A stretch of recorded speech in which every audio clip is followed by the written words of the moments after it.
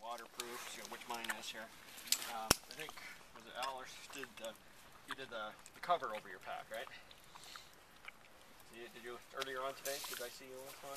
No. I thought I saw somebody with a cover on their pack. Anyway, so that's another option. Yeah, is if you don't want to buy a new pack, if you want to continue with these ones, then just get one of these little covers that you can get at REI, and that's probably like $5 or something. So that way you're covered for the rain scenario. But yeah, water, of course. I brought 2 liters altogether, and which is probably enough for a moderate hike like we're doing today. Emergency clothes, and this is one of your most crucial things. These are clothes you don't plan on wearing. So I got things like toques and more gloves and socks and shirts and things like that, hats, what have you. So that doesn't include pants, and it doesn't include anything for the torso. But I'll show you that in a moment. I bring that in the summer too, actually, because sometimes I get cold. This is my rain pants, and you'll notice there's no thickness to them, so they're not good for heat or anything, but also they've got these side zippers, right? So today I kind of figured it wasn't going to rain, but I brought them anyways, just in case. There's a bird behind you, by the way. He'll probably be back. Put the rain pants on, right? So what you do is you get this kind, where the hole is at the top here is big enough for your boot to go through, and then once you got your leg in there, then you zip it up and zip it down, and your whole leg is covered, right? And they're not perfectly waterproof, actually. I'm not particularly pleased with this particular brand. On a seriously wet day, I've found that you do get water through the zipper, but there are good ones out there that don't have that problem.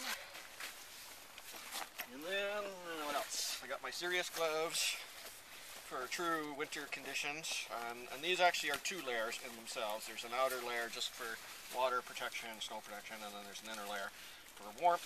And so I can take out the inner layer if I need the water protection, but I don't need the warmth, right? So, which is always what you want, is you want layering, right? You want options, so you can have more or less, depending on what you're doing. And this is my latest acquisition. This is Spikes. What is It's that? kind of like crampons, but it's not.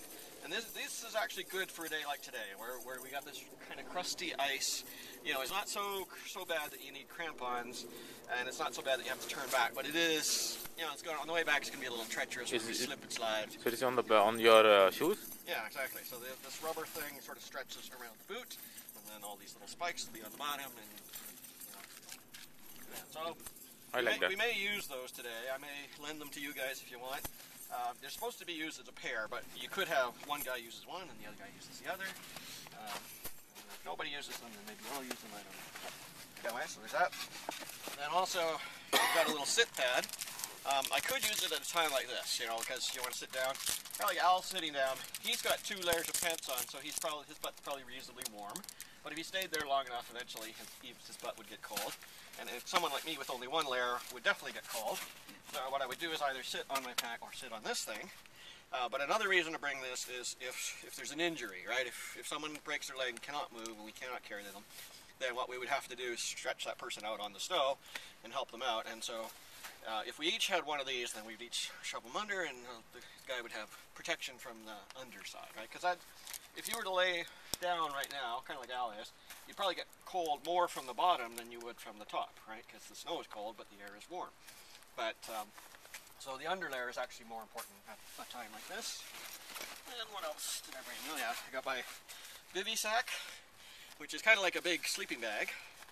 I won't pull it all out because it's kind of hard to get in, but it's really just a layer of like nylon or something like that. But it covers my whole body, right? And so if somebody got injured, we would put layers down like this underneath the snow, then we would put them in here, we would bundle them up with gloves and everything else, and that way they would stay warm enough until the search and rescue guys got here, right? These are a little more expensive than they should be, but as an emergency measure they are quite nice. Usually it's